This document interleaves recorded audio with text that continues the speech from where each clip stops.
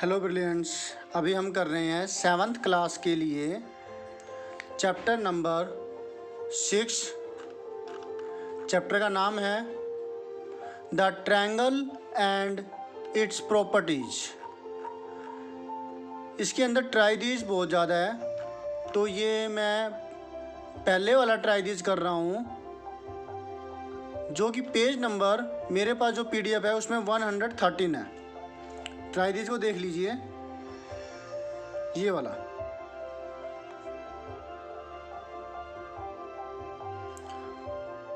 Question में क्या देखिए, right the 6 elements that is the 3 sides and the 3 angles of triangle ABC। इसके जो 6 एलिमेंट्स हैं वो लिखने हैं, 3 साइडें और 3 एंगल। वो कैसे होगा? हमने ट्रायंगल ABC लेना है। देखिए,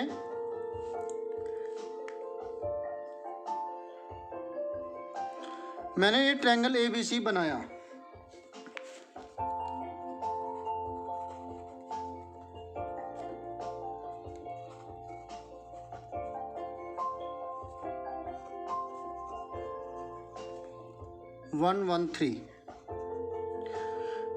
ट्रायंगल ABC, इसमें 3 साइडें हैं, 6 elements of triangle ABC are. पहला है AB, जो ये साइड है। दूसरा BC, जो ये साइड है। तीसरा एलिमेंट है AC, यानी कि 3 एलिमेंट तो हो गए, 3 साइडें, AB, BC and CA। Okay, अब जो आगे के जो 3 एलिमेंट है वो होंगे इसके एंगल्स। ये 3 एंगल को हम एक अल्फ़ाबेट से भी यूज करते हैं, शो करते हैं, लेकिन हम यहाँ 3 अल्फ़ाबेट का इस्तेमाल करेंगे और जिस भी पॉइंट पर एंगल बना हुआ है वो बीच में लेंगे। तो 4, 5, 6 ये 3 एंगल्स के लिए होगी जगह। इस एंगल के लिए BAC, जो A पर बना है तो BAC या फिर CAB, याद रहे A बीच में आना चाहिए। ओके, या फिर आप CAB भी लिख सकते हैं इसके लिए। A के बाद बारी B की, ABC या फिर CBA।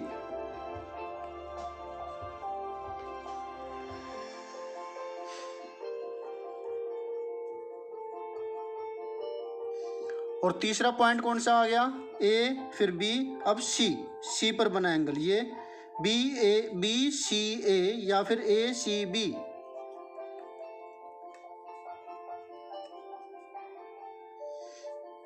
ACB, तो ये है 6 एलिमेंट्स इसके लिए।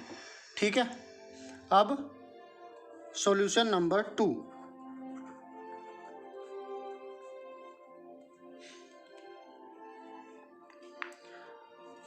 क्वेश्चन नंबर 2 में है, right the side opposite to the vertex Q of triangle PQR।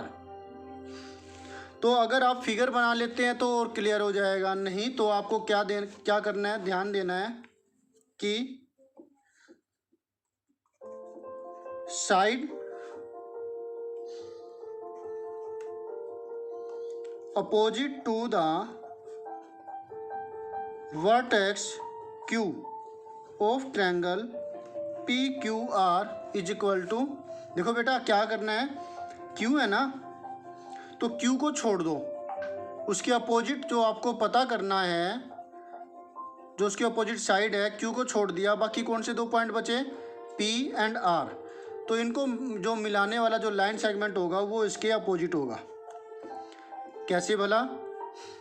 ज़रा देखिए, मैंने बनाया ये ट्रायंगल PQR, तो Q के अपोजिट बताना था, तो Q को छोड़ दिया इस पॉइंट को, बाकी बचे 2 पॉइंट P एंड R। तो इसके अपोजिट जो लाइन सेगमेंट होगा वो PR होगा। इसी तरीके से P के अपोजिट P को छोड़ दिया, बचा Q एंड R, तो QR इसके अपोजिट लाइन सेगमेंट हुआ। क्लियर है? गुड। अब सेकंड, अब हमें एंगल बताना है। Angle opposite to the side LM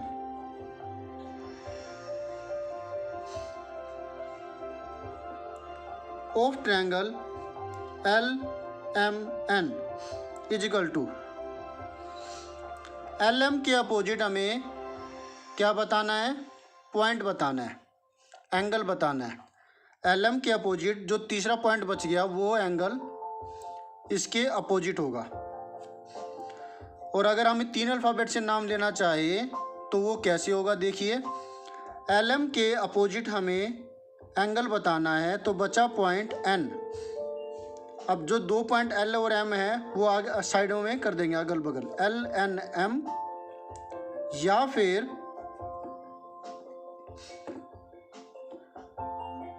MNL।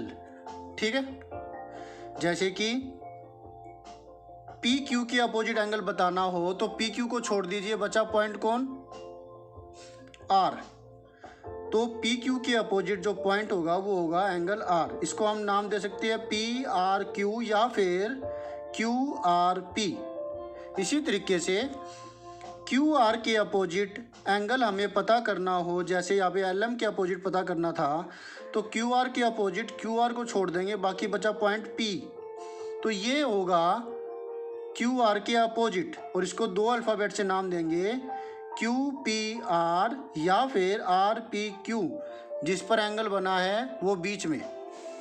ठीक है, और तीसरा जो पॉइंट है जो हमें पता करना है, क्वेश्चन देखिए, vertex opposite to the side RT of RST। यहाँ पर ये ऊपर वाले के जैसे ही है, बस एंगल की बजाय वर्टेक्स का इस्तेमाल किया है। तो वैसे ही हम निकालेंगे vertex opposite to the side RT of triangle RST। बस इसमें ये बात होगी कि वर्टेक्स पूछा है तो पॉइंट लिखेंगे हम, एंगल नहीं। RT को छोड़ दिया, ROT को छोड़ने के बाद बचा पॉइंट S, तो वो S होगा वर्टेक्स। ठीक है, ये हुआ हमारा आंसर। क्लियर है? Very good.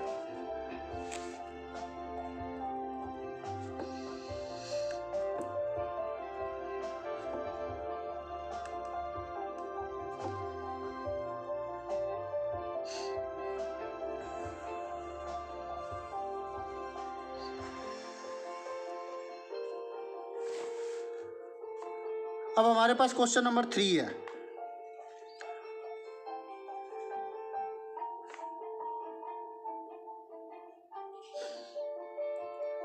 फिगर 6.2 देखनी है हमें।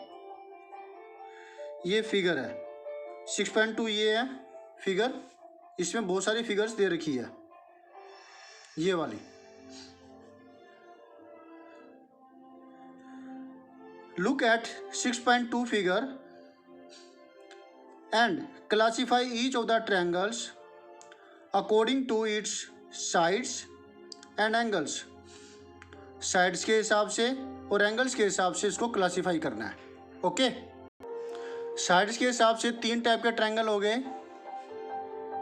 एक स्केलिन ट्रायंगल, जिसकी तीनों साइडें अलग अलग होती है, बराबर नहीं होती कोई भी साइड किसी दूसरी साइड के।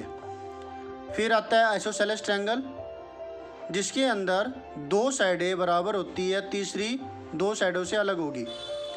तीसरा आता है इक्विलेटरल ट्रायंगल, जिसमें तीनों साइडें बराबर होती है। तो साइड के हिसाब से और फिर एंगल्स के हिसाब से। एंगल्स के हिसाब से होगा एक्यूट एंगल ट्रायंगल, जिसमें सारे एंगल एक्यूट होंगे। फिर आता है राइट एंगल ट्रायंगल, जिसमें एक एंगल 90 डिग्री का होता है। फिर अगर कोई भी एक एंगल 90 से ज़्यादा हो तो वो ऑब्ट्यूज्ड एंगल ट्रायंगल हो जाएगा।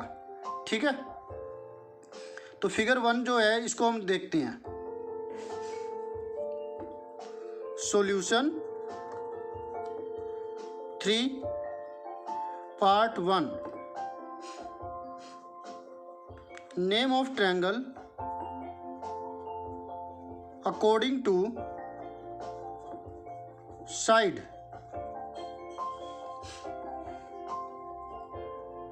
या फिर ऐसे कर लेते हैं, ओ name according to side, name according to angle. जैसे पहला ले लें हम, पहले केस में साइडों के हिसाब से दो साइडें बराबर आ रही है। ये 8 सेंटीमीटर है, ये भी 8 सेंटीमीटर है और ये 5 सेंटीमीटर है। दो साइडें बराबर होगी तो इसका नाम होगा आइसोसेलेस ट्रायंगल।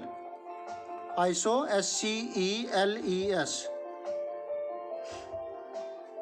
क्योंकि इसके अंदर सारे एंगल 90 से कम है, इसलिए इसका जो नाम होगा वो होगा एक्यूट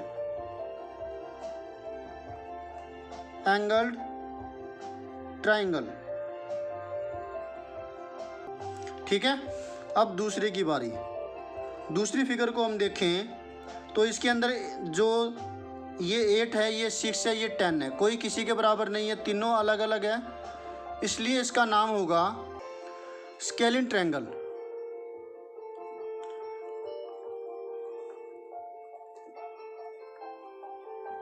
ओके, और अब एंगल के हिसाब से इसका नाम देना चाहें तो एक एंगल 90 डिग्री है, इसका मतलब होता है कि ये एंगल 90 डिग्री है, तो ये होगा राइट एंगल्ड ट्रायंगल।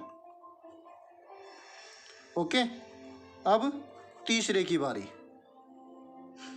तीसरी फिगर ये है, इसमें 7, ये 7 दो बराबर है, तीसरी जो है नहीं नाम दे रखा, देखने से ही पता लगता है कि इनके तो बराबर बिल्कुल नहीं है, तो इसका नाम हुआ आइसोसेलेस ट्रायंगल। ठीक है, और एक एंगल 90 से ज़्यादा है। अगर ये 90 होता तो ये ऐसे होता बिल्कुल 90 डिग्री परपेंडिकुलर, लेकिन थोड़ा हट के इधर की तरफ आई हुई है, इसलिए ये होगा ऑब्ट्यूज एंगल्ड ट्रायंगल। ठीक है, चौथा, कितनी फिगर है टोटल इसकी? 6 फिगर है। अब चौथे को देखो आप, तीनों साइडें बराबर हैं, तो साइड के हिसाब से इसका नाम होगा इक्विलेटरल ट्रायंगल।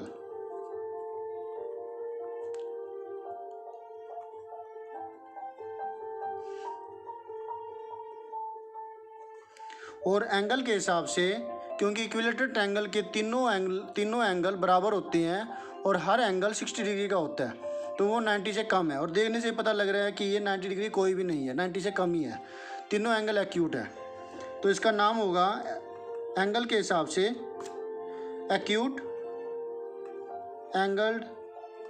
चाहे छोटे अल्फ़ाबेट बड़े अल्फ़ाबेट लिख लीजिए, कोई दिक्कत नहीं है। फिफ्थ में ये 3, 3, 7 दो साइडें बराबर, तो ये हुआ आइसोसेलेस ट्रायंगल। कौन सा ट्रायंगल हुआ? Isosceles triangle. अब ये बताओ कि ये कौन सा ट्रायंगल है? Obtuse angle triangle, right angle triangle, acute angle triangle, कौन सा? बिल्कुल, इसमें एक एंगल कितना डिग्री का है? 90 से तो ज़्यादा है, कितना है ये तो मेजर करने में पता लगेगा, और ये हमसे पूछा नहीं हुआ, तो ये हुआ ऑब्ट्यूज एंगल्ड ट्रायंगल। ठीक है,